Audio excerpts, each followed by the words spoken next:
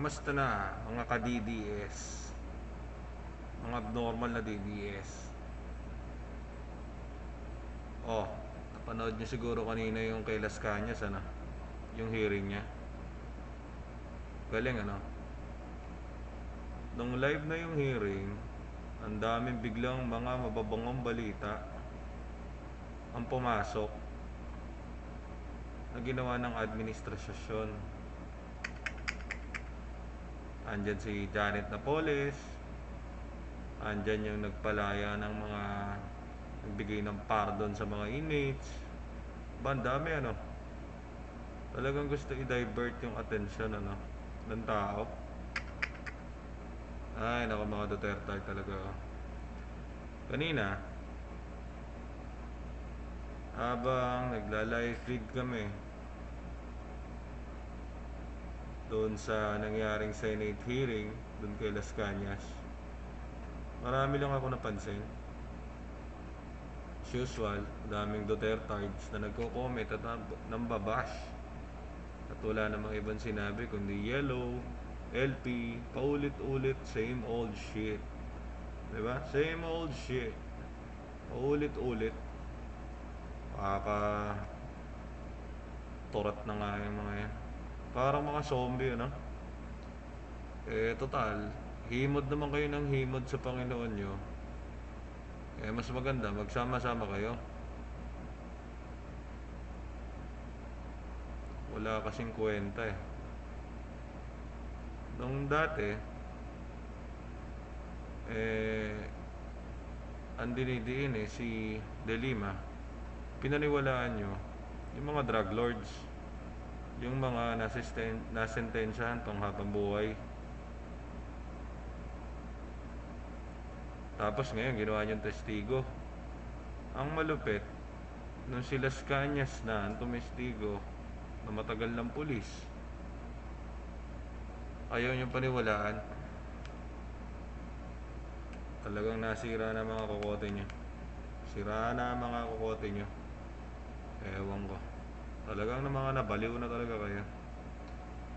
Hindi naman ako kritiko ng Duterte administrasyon. Okay lang naman din kung may nagagawa. Pero kadalasan kasi wala namang nagagawa. Lahat ng pangako, wala naman nangyari. Lugbok yung bansa natin sa kahirapan. Diba? Yung mga Dutertards, walang ibang pinagsasabi sa mga comment, sa mga kung ano-ano. Go President Duterte. Lawakan nyo kasi yung isip nyo. Nadadala kayo ng mga mababangong salita ni Cayetano alam nyo naman tayo ng presidente. Dati bilib na bilib ako dyan kay Cayetano. Galing magsalita, may paninindigan, lumalaban. Wala tayong magagawa Pumanig kay Duterte. Okay lang naman. Problema lang, napapaikot tayo dun sa mga salita. Ang nangyayari tuloy, ang daming nauulol, ang daming naloloko. Diba? Hindi lang yan si Cayetano. Siyempre marami silang mga DDS, mga abnormal. Tulad niya nila Tinkim Bading, Tinkim Pinoy, na wala namang ibang maisip dun sa mga videos niya. Parang yung paniniwala lang niya ang importante. Parang wala sa kanya yung importansya yung paniniwala ng iba.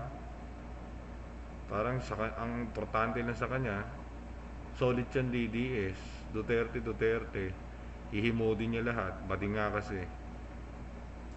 So, wala siyang pakialam. Panoorin niyo yung mga videos niyong bading na yun.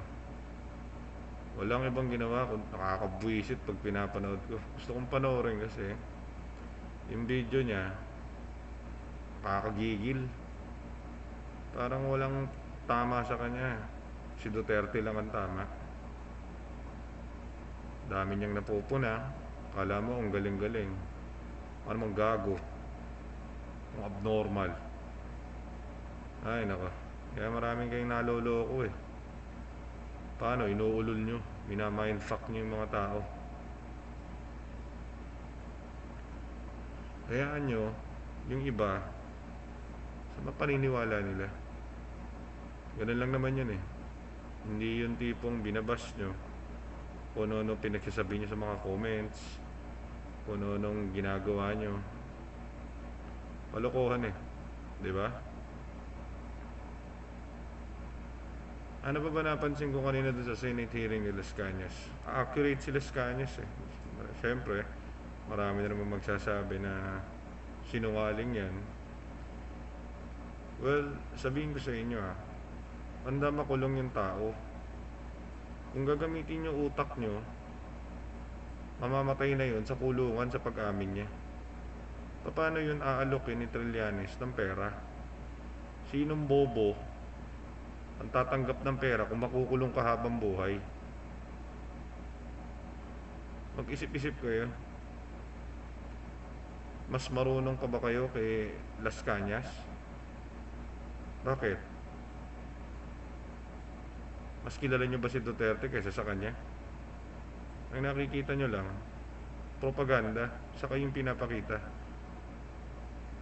May point naman siya. May point talaga siya. Diba?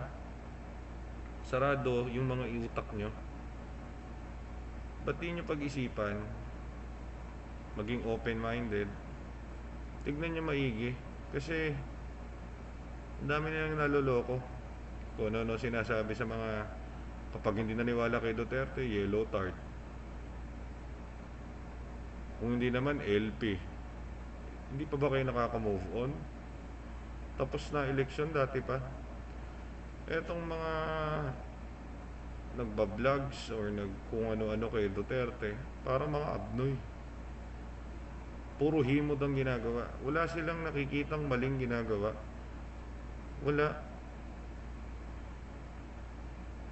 Kaya nakakainis panoorin yung mga vlogs nila. Ako na lang tuloy nag-vlog. Mga bulbul sila eh. Lalo na si Bading nakakainis. Si Mocha Uson, tatantarin ka ng mga fake news eh. Ito naman si Tinky Bading, parang ang magaling lang siya. Parang ang may opinion lang siya. Hindi ko gustong siraan yung ating bayan, yung Pangulo natin ngayon. Wala naman akong balak siraan siya. Ang sa akin lang, may nakikita kasi akong mali. At nararamdaman ko rin yung mali. Mahal ng bilihin eh. Mahal ng gasolina. Tataas lahat. Yung mga mahirap, lalo naghirap. Tapos biruin nyo kanina, isinabay yung mga magagandang balita sa Pangulo doon kay Las Cañas. Gaano katindi yun? Nakakatawa pa si Napoles. Umi-eksena pa kay De Lima. Talagang napapraning na tong administrasyon natin ngayon. Si Vigire, sarap tampalin paulit-ulit ng mukha eh. Gusto kong hatawin ng martilyo sa mukha eh. Kung panonoorin yung Senate hearing, bias lahat ng tao doon. Sobrang bias ng mga senador. Hindi mo alam kung may utak o wala. Pansinin nyo. Si Manny Pacquiao, nakakahiya. Nakakahiya siya panoorin sa Senate hearing. Para siyang abnormal doon na utosan ng mga bubulungan siya kung ano gagawin niya. Nakakaawa yung tao. Kung ano pinagsasabi, wala namang connect. Napapakamot ng ulo na lang yung mga nanonood eh. Sayang yung oras kay Manny Pacquiao. Ginawang utosan, ginawa niyong tuta. Diba? Iko-contempt pa, nagkamali pa. Kaya kinausap ni Tito Soto na hindi pa dapat i-contempt. Mali yata ng senyas. Spiritual healing. Ewan ko. Baliw na yata eh. Sira na utak. Alam nyo mga Dutertards, saka dyan sa Senado, sa totoo lang, yun si Las Cañas, hindi ko naman siya pinagtatanggol. Pero, Wala naman pakialam yung tao kung maniwala kayo o hindi.